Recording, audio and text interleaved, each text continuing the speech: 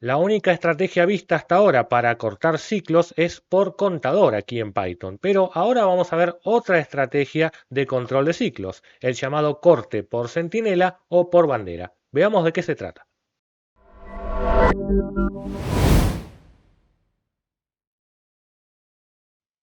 En el video donde charlamos sobre estructuras de programación de repetición, que si te perdiste te dejo la sugerencia ahí arriba, vimos dos grandes formas de controlar ciclos. La estrategia era por contador o por centinela.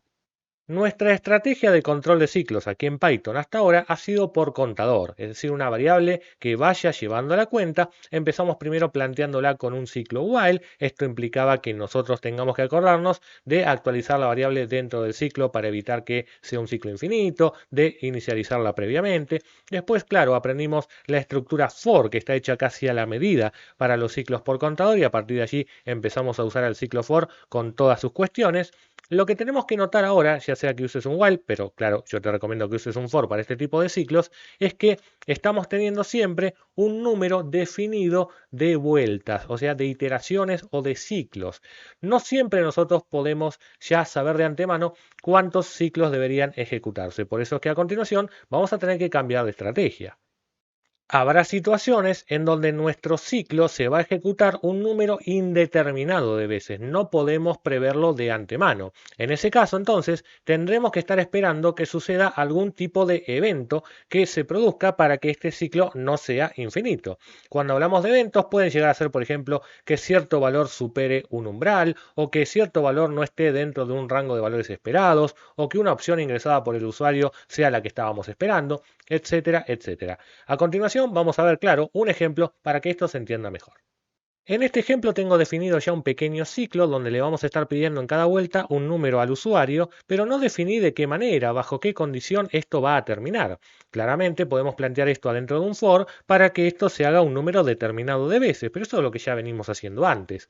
La idea ahora vamos a plantearla así, que el usuario va a ingresar valores hasta que la sumatoria de estos supere a cierto umbral, a cierto valor ya preestablecido. Así que la condición quedaría más o menos como esta. Mientras la sumatoria sea menor al umbral, entonces vamos a continuar poniendo números, de lo contrario ya cortamos. Claramente, estas variables están no definidas, así que momento de hacerlo para que esto empiece a funcionar. El umbral es simplemente un valor que queremos que sea superado. Yo ahora le voy a poner un 10, pero vos desde ya podés ponerle el valor que quieras e ir probando.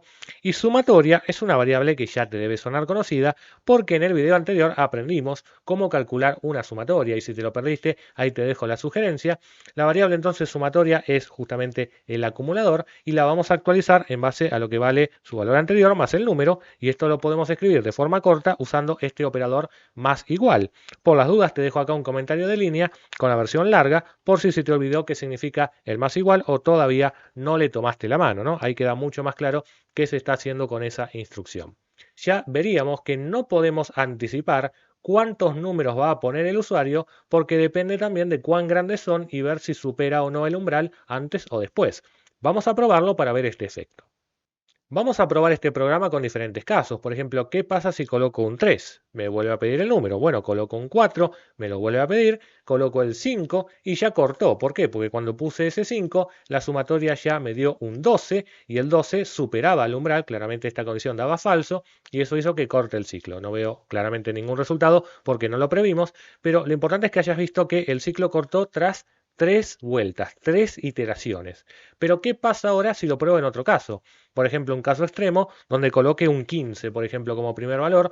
Claramente ese 15 hizo que la sumatoria sea 15 y ya el umbral haya sido superado tras haber leído apenas un número, no 3 como antes.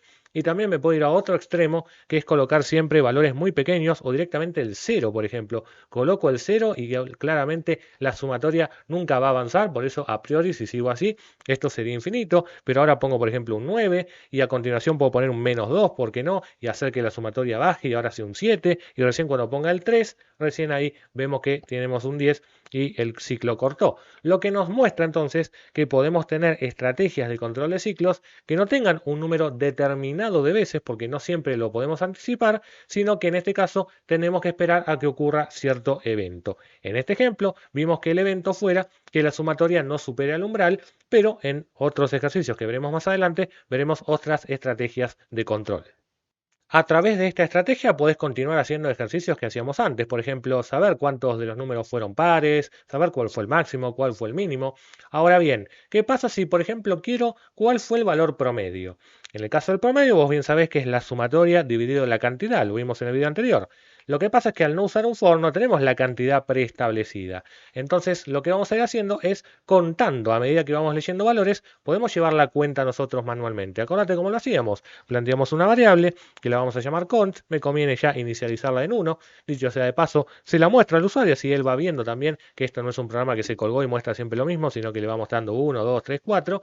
Lo importante, claro, es que para que eso ocurra, no te olvides de actualizarla. Ahora que vimos esta sintaxis de Python para poder actualizar variables usando este operador, podríamos usar cont más igual 1, pero acordate que esta es la versión corta para escribir cont igual cont más 1, que es la versión más larga que entiende mejor lo que está haciendo. Vamos a notar que cuando termina el ciclo while en un print, podemos colocar directamente ahora que el promedio de valores leídos es, y a continuación, como bien sabes, podemos concatenar directamente la expresión aritmética, haciendo en este caso sumatoria dividido cont. Lo que estamos seguros es que esto no va a fallar porque al menos un valor va a ser leído, así que esto no va a dividir por 0. Vamos a probar este programa y ver si funciona bien.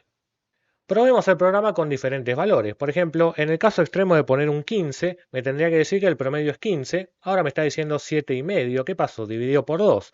Bueno, ahí el error es nuestro, en realidad de lógica. Habíamos empezado en 1 y antes de dar el promedio ya contamos otra vez. Por eso nos da un 2. Bueno, vamos a hacer un pequeño ajuste. Simplemente pasemos esta variable al principio e inicialicémosla en 0. Así la primera vez ya cuenta 1 y ya le muestra al usuario ese valor inicializado en 1. Y a partir de ahí vamos teniendo el valor correcto cada vez. Si no pudiste entender esto, te sugiero que lo ejecutes paso a paso y vayas viendo los valores de las variables, como te expliqué en otro video, que ahí tenés aparte. Así entendés por qué ahora esto debería funcionar. Vamos a probarlo otra vez. Número 15, por ejemplo, promedio de valores, lógicamente 15, ¿no? Fue el único que pudimos leer porque ya superó al umbral de 10 que establecimos. Pero ¿por qué no podemos probar con otros valores? Por ejemplo, 3, 4, 5, como hicimos antes. El valor promedio es 4.0, claramente. Logramos entonces tener ese número 12 de acumulador dividido 3. Y bueno, acá será cuestión de que sigamos probando con muchos valores. 0, 4, 1, 3, 2, otro 1. No me dejó ponerlo, no, ya llegué hasta el umbral. En este caso la sumatoria fue exactamente 10. 5 valores fueron leídos. El promedio es 2. O sea, está funcionando correctamente, esta vez usando un ciclo por bandera. Por último, te voy a mostrar lo que no deberías hacer. Cuando tenemos un ciclo por bandera es justamente porque no podemos anticipar cuántos ciclos van a suceder. Entonces, si forzamos usar un ciclo for para ello, nos encontraremos con que tenemos que decir en el range cuántos valores queremos. Acá hay mucha gente que inventa un valor extremadamente grande a propósito, que sabe que el for va a cortar mucho antes, pero ¿por qué? Porque está preguntando por la condición que antes poníamos en el while, pero en caso de que dé falsa, fíjate que estamos usando una instrucción que se usa a veces para otros casos, pero en este está muy mal visto, que se llama break y que en este caso cortaría abruptamente el ciclo cuando esta condición de falsa. Por lo tanto, ¿qué pasa? El algoritmo funciona, porque la realidad es que yo pongo ahora 3, 4, 5 y el promedio es 4 y está perfecto. Claro, cortó el ciclo, no lo llegó a hacer 1.000.000 de veces o no sé cuánto dice acá, porque lo cortamos con nuestra lógica usando un break. Pero esto es poco semántico, es decir, si yo te oculto aquí el cuerpo del for, te estoy mostrando que este es un ciclo que va a ir desde 0 hasta no sé cuántos millones de valores. Sin embargo, cuando despliego la lógica, me encuentro con un break y bueno, esto hace que el código sea más difícil de depurar, de mantener y demás. Por eso, las buenas prácticas, los libros que hablan de mantener un código limpio, nos dicen que esto es una muy mala práctica, incluso en la universidad está muy mal visto, así que tené cuidado porque hay mucho código escrito así en Internet, incluso la inteligencia artificial te lo puede llegar a sugerir basándose en esos códigos, pero procuraremos hacerlo de la forma anterior, usando semánticamente el ciclo que corresponda. Hasta acá el que te provee Python es el ciclo while. Si te gustó este video, dale un like, deja tu comentario, compartilo, suscríbete al canal, activa la campanita y seguime en las redes sociales.